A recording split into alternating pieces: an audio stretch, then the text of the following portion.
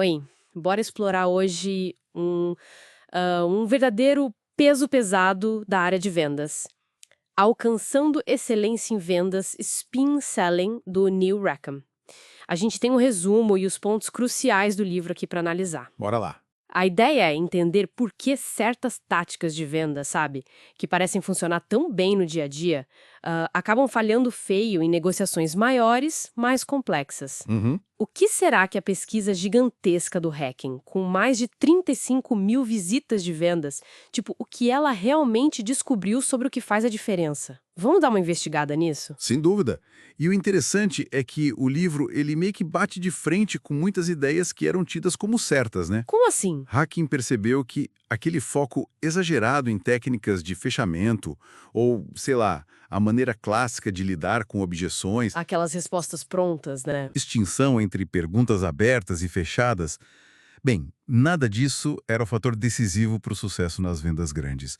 Muita gente acreditava, mas os dados mostraram outra coisa. Nossa, então quer dizer que muito do que se ensinava como receita de bolo, assim, não se aplicava nessas situações mais complexas? Isso é bem contraintuitivo. Exatamente. A pesquisa mostrou algo ainda mais surpreendente, na verdade. Que seria? Em vendas de alto valor, os vendedores mais eficientes usavam menos as técnicas tradicionais de fechamento. Menos Menos? Uau! e mais.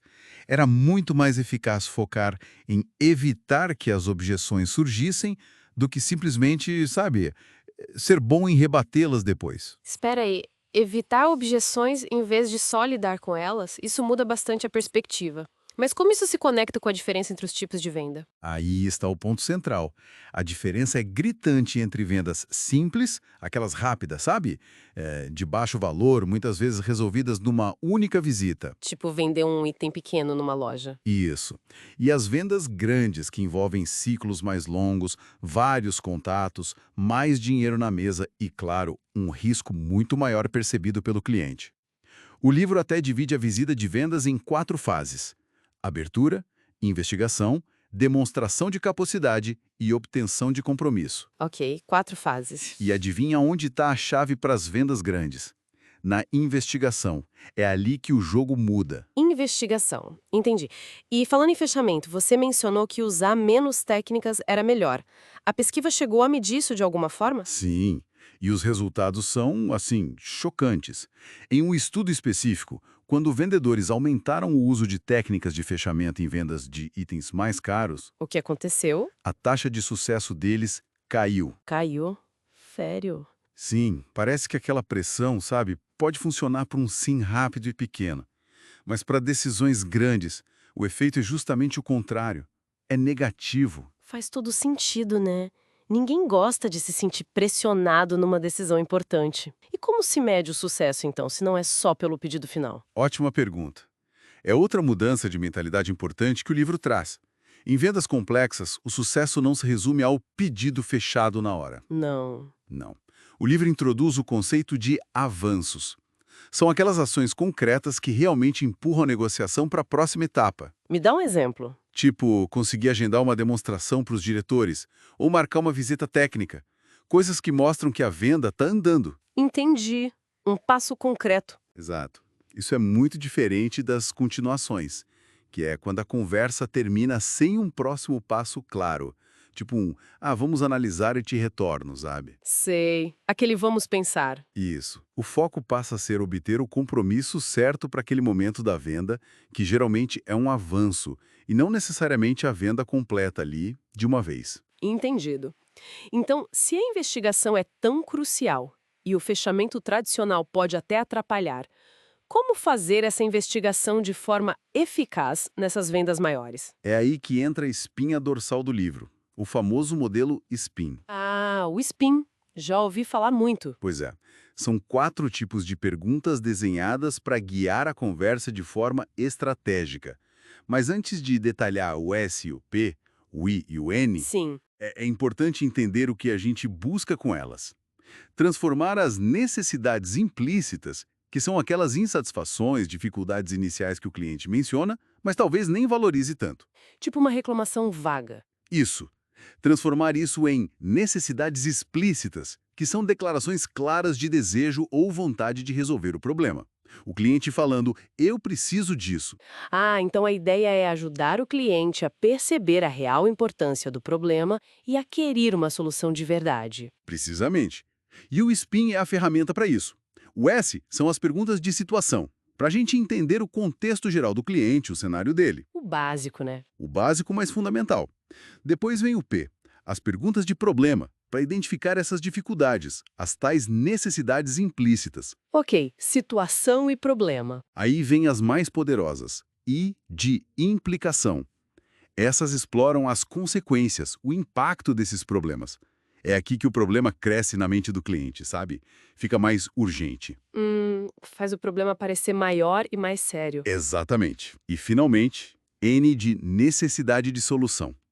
Essas perguntas focam no valor, na utilidade de resolver o problema, fazendo o cliente verbalizar os benefícios da solução. É aqui que a necessidade implícita vira explícita. Entendi. O cliente mesmo fala porque a solução é boa para ele. Isso.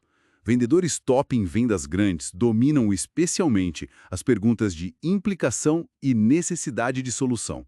É o coração do método. Ok, então a investigação com o SPIN ajuda a construir a necessidade, e aí, na hora de mostrar como o seu produto ou serviço resolve isso, como apresentar a solução sem cair naquela armadilha de só listar funcionalidades, tipo um catálogo falante? Ótima pergunta.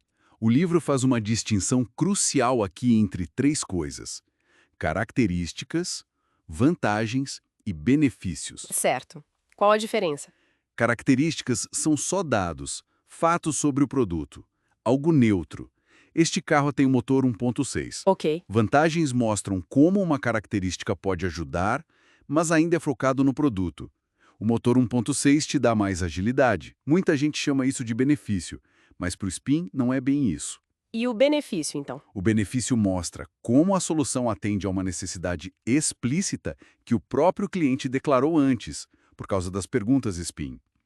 Então, ter mais agilidade com esse motor, vantagem, resolveria aquele problema de atraso que você mencionou, necessidade explícita. Ah, agora ficou claro. O benefício conecta diretamente com a dor que o cliente já reconheceu. Ações complexas, elas perdem força. E pior, às vezes até geram objeções, tipo, mas essa agilidade não é tão importante para mim. Faz sentido. Já os benefícios, por estarem ligados a uma dor ou desejo que o cliente já verbalizou, são imensamente mais persuasivos. Aliás, ele comenta no livro que muitos lançamentos de produtos sofrem no início porque a equipe de vendas foca demais nas características e vantagens, sabe? Sem fazer a lição de casa do SPIN antes. Isso, sem conectar com as necessidades explícitas. E a prevenção de objeções que a gente falou lá no começo vem muito daqui. Construir valor com SPIN e apresentar benefícios claros, não apenas vantagens genéricas. Então tá, resumindo a ópera. Para vendas grandes e complexas, a gente tem que, esquecer um pouco a pressão do fechamento a todo custo. Uhum. O caminho é investigar a fundo os problemas do cliente, as consequências disso, ajudá-lo a ver o valor da solução usando as perguntas SPIN. Principalmente implicação e necessidade de solução. Certo. E aí focar em conseguir pequenos compromissos, os tais avanços, que movem a negociação passo a passo. É isso. Perfeito. É uma abordagem bem mais consultiva, sabe? Focada em entender e resolver de verdade, não só em empurrar um produto ou serviço. Bem diferente do vendedor tradicional que a gente imagina. Totalmente. E para deixar uma última reflexão, Racken menciona um colega que disse algo bem marcante. Meu objetivo não é fechar a venda, mas abrir um relacionamento. Abrir um relacionamento. Forte isso. Pois é. Fica a pergunta, né? O que realmente muda na nossa abordagem no dia a dia quando a gente pensa em construir algo de longo prazo com o cliente, em vez de só, sei lá, fechar a próxima transação? Talvez essa seja a maior lição do SPIN Selling no fim das contas.